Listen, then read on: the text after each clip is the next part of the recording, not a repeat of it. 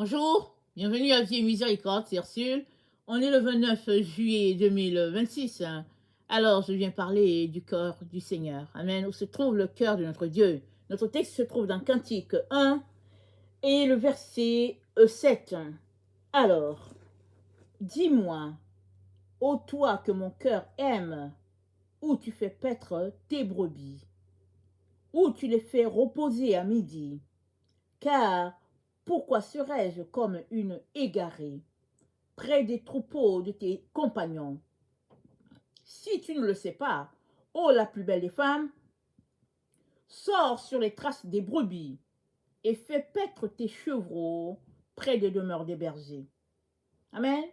Fais paître, fais paître fais paître tes chevreaux près des demeures des bergers. Alors, je ne sais pas toutes les significations, n'est-ce pas, des types d'animaux, mais c'est le texte nous montre que la femme qui cherche son Seigneur, elle est avec les chèvres. Et puis, les bergers, n'est-ce pas, ils ont les moutons. Est-ce que c'est parce que les moutons, vous savez, les moutons sont plus robustes que les chèvres. Les chèvres, elles sont plus frêles, elles sont un peu plus douces. Et puis, un mouton bien dodu peut facilement, n'est-ce pas, être difficile à, à gérer. Alors que les chèvres, en tout cas, c'est beaucoup moins compliqué. Amen. À moins que ce soit un bouc et tout ça. Toutefois, le texte nous dit, c'est la personne qui cherche son Seigneur, elle aimerait savoir, n'est-ce pas, où est-ce qu'il se trouve. Elle aimerait savoir où il fait paître ses brebis. Et ici, c'est souvent difficile à comprendre si on n'est pas un peu dans le milieu des animaux. Mais au fait, il se passe que quand tu nais dans une famille où il y a des animaux, les matins, quand tu te réveilles, les jeunes, ils connaissent leur travail. Avant que l'école ne vînt, alors tous les jeunes dans certaines régions étaient tout simplement des bergers. Quand ils ont peut-être 5 ans, pas 5 ans, peut-être 6 ou 7 ans, ou 8 ans, les parents évaluent que bon, c'est le temps pour les jeunes de partir. Alors, ils s'en vont garder les animaux. Ils s'en vont, ils sortent de la maison, peut-être à 8 h, 9 h, et puis ils reviennent peut-être à 16 h, 17 h. Il faut trouver le pâturage pour les animaux. Et ils changent d'endroit. Il y a des endroits où aussi, autour de l'endroit où les gens vivent, s'il y a du verre, c'est une bonne chose. Les jeunes sont contents parce que bon, tout est là et puis ils sont pas loin de la maison. Ils peuvent retourner, manger, prendre quelque chose. Mais si l'endroit proche de la maison, ça manque de verdure, ils sont obligés d'aller loin. Donc, en partant le matin, ils partent avec leur nourriture déjà. Et puis vous savez, c'est pas une culture là où il y a le micro-ondes, c'est pas une nourriture là où il y a du pain, c'est pas une culture là où il y a du pain, c'est la nourriture qui a été préparée la veille et puis tu pars avec le peu qu'il y a. Et tu t'en vas en direction de là où il y a les adultes qui gardent aussi les bœufs et puis qui gardent les animaux beaucoup plus robustes. Parce que ce groupe-là il va te protéger s'il y a une attaque, parce que très très souvent les jeunes, ils peuvent être provoqués par d'autres groupes, tout simplement parce que ben, les gens aiment provoquer. Alors c'est pour vous donner une idée un peu de la vie dans la campagne et puis comment les gens s'organisaient pour que à la fin de la journée, chacun ait fait ses tâches. Les parents sont allés au champ, la maman, n'est-ce pas, allait faire ses tâches, chercher du bois, puiser de l'eau, préparer, etc., etc. Alors, le texte nous dit, celle-là qui cherche son Seigneur, qui a le cœur emporté vers son Dieu, veut savoir où se trouvent où sont les brebis. Elle veut y aller parce que là-bas, elle va trouver son Seigneur. Et puis, qui sont les brebis? Les brebis, n'est-ce pas, hein? C'est la pensée, le cœur de notre Dieu. Notre Dieu, qu'est-ce qu'il a dit à Simon? Il a dit à Simon, est-ce que tu m'aimes? Simon a dit, oui, Seigneur, je t'aime. Il dit, paie mes agneaux, paie mes brebis. Alors la brebis, n'est-ce pas, c'est le symbole de, de l'amour de Dieu pour l'être humain. Tu es une brebis de Dieu. Tu es l'agneau de Dieu. Et Jésus-Christ, c'est d'abord, il est venu comme l'agneau, c'est-à-dire l'agneau de Dieu, qui est venu pour ôter le péché. Amen. Et nous sommes les petits agneaux de Dieu Jésus-Christ est venu nous racheter. Parce que c'est ça un peu l'image que Dieu prend, n'est-ce pas? C'est comme ça qu'il nous voit. Et puis quand Dieu parle d'agneau, bien quand la Bible parle d'agneau de Dieu, c'est, n'est-ce pas, l'amour qui est peint ici, c'est la douceur, c'est le fait d'en prendre soin, de s'occuper, n'est-ce pas, de la personne. Et rappelons-nous, quand les leaders religieux opposaient Jésus-Christ, qui guérissait le sabbat, le jour du sabbat, Jésus-Christ leur a dit, lequel d'entre vous, si la brebis tombait dans une fosse, la laisserait à l'intérieur de la fosse jusqu'au lendemain, dimanche? Il dit, il n'y en a pas. Dès que vous entendez que votre brebis est tombée dans la fosse, vous courez pour la faire sortir, quand bien même c'est le sabbat. Alors il dit, mais cette femme, elle est plus qu'une brebis. C'est la brebis du Seigneur, mais c'est un être humain. Elle est venue avec sa main sèche pour être guérie. Les leaders religieux lui ont dit, non, mais retourne chez toi, reviens demain. Et Jésus-Christ a dit, non, elle est aussi précieuse, elle est plus précieuse même que, n'est-ce pas, l'animal. Et pourtant, vous prenez soin de l'animal, qui est, voilà, une bête, et vous négligez une personne qui est fille d'Abraham. Tout cela pour dire que l'endroit où se trouve le cœur de Dieu, c'est là où se trouve la brebis. Alléluia, tu es la brebis du Seigneur, l'autre aussi, c'est la brebis du Seigneur. Même s'il ne connaît pas encore Dieu, même si elle ne connaît pas Dieu, c'est une brebis pour Dieu. Dieu la cherche et il va la chercher à travers toi. Alléluia. Mais une personne dont le cœur est emporté par Dieu, une personne qui dit qu'elle aime Dieu, alors Dieu dit, l'endroit où tu dois être, c'est là où se trouve mon cœur. Et mon cœur est avec mes brebis. Alors, cette personne qui cherche Dieu a compris cela. Elle a compris que le cœur de Dieu se trouve là où il y a les agneaux. Alors elle vient, elle lui demande, mais c'est par où que tu fais paître tes animaux? C'est par où? J'aimerais y aller, parce qu'elle se dit certainement qu'elle va rencontrer son Seigneur à cet endroit-là. Et le Seigneur lui répond, il lui dit, si tu ne le sais pas, oh, la plus belle des femmes, sors sur les traces des brebis et fais paître tes chevreaux près des demeures des bergers.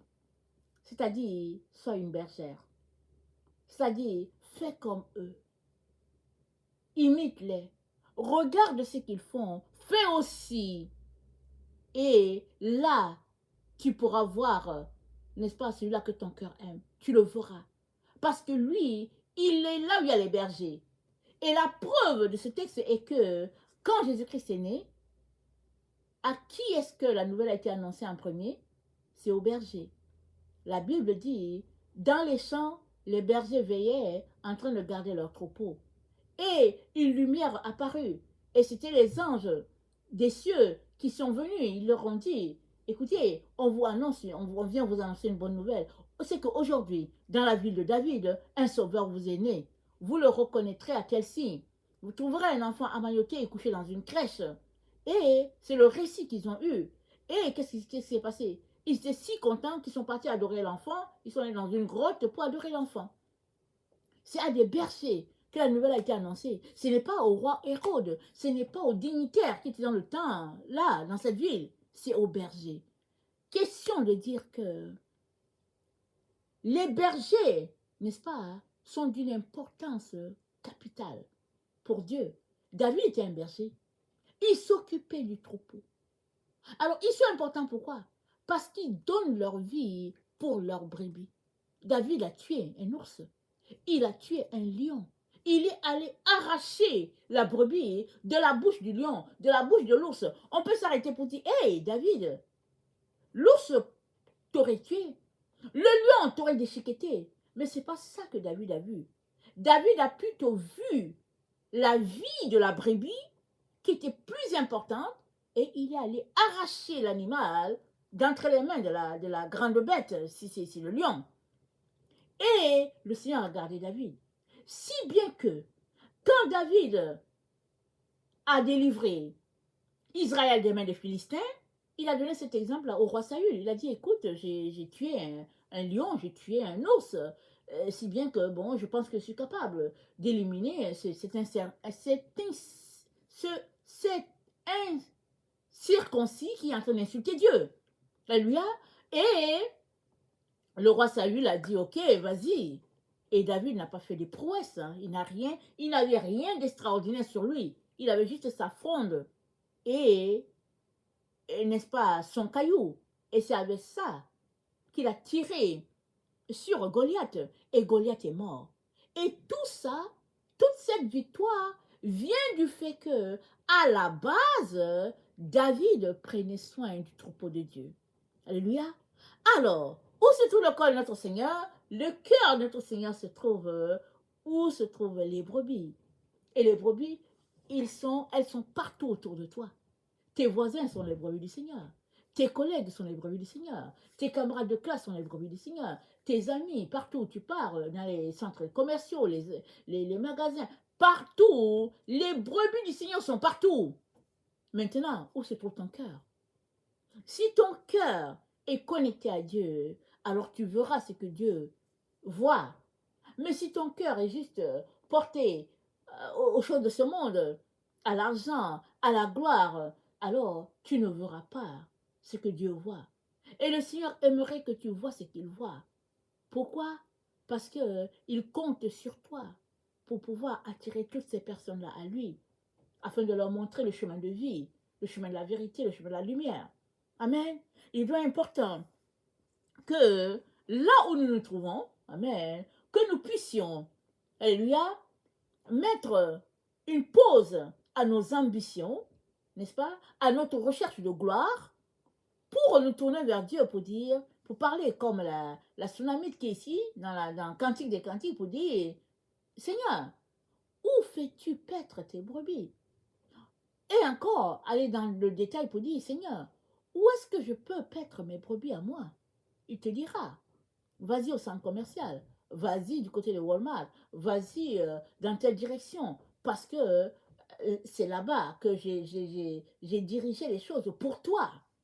Ou bien, reste chez toi et puis mets-toi à prier, parce que ce que je veux, c'est que tu puisses être en prière constante pendant que, n'est-ce pas, une équipe est en train de sillonner telle partie de la terre, en train de prêcher la parole de Dieu. Nous sommes tous à l'œuvre de Dieu. Tous. La seule question que nous devons nous poser, c'est suis-je en train de marcher selon les intérêts du Seigneur ou suis-je en train de marcher selon mes intérêts? Alors, si tu marches selon tes intérêts, sache que tu viendras, n'est-ce pas, un jour, tout simplement, hein, à un point où tu n'as rien, parce que le Seigneur trouvera quelqu'un d'autre pour faire ce qu'il t'a appointé à toi. Il est donc important que tu puisses donner ta vie à Jésus là où tu es, si tu ne l'as pas encore fait. Ouvre ta bouche pour lui dire, Seigneur, je te demande pardon du fait que je cours après les choses qui ne rassasient pas. Seigneur, donne-moi de connecter à ton cœur afin que je sache ce que je suis appelé à faire. Et il te dira, et il t'aidera, n'est-ce pas, à marcher dans ce qu'il a pour toi. Prends le temps, lis ta parole. La Bible, elle est là, tout le monde peut la lire. Prends le temps, viens prier. Prends le temps, chante-lui des cantiques. Prends le temps devant Dieu pour te retrouver seul à seul avec lui. Parle à lui, cœur à cœur. Le Seigneur va te communiquer tout ce qu'il a pour toi, afin que, alléluia et amen, tu puisses marcher dans ce qu'il a prévu pour toi et que dans l'intimité avec lui, tu puisses réaliser tout ce qu'il a pour toi. Amen.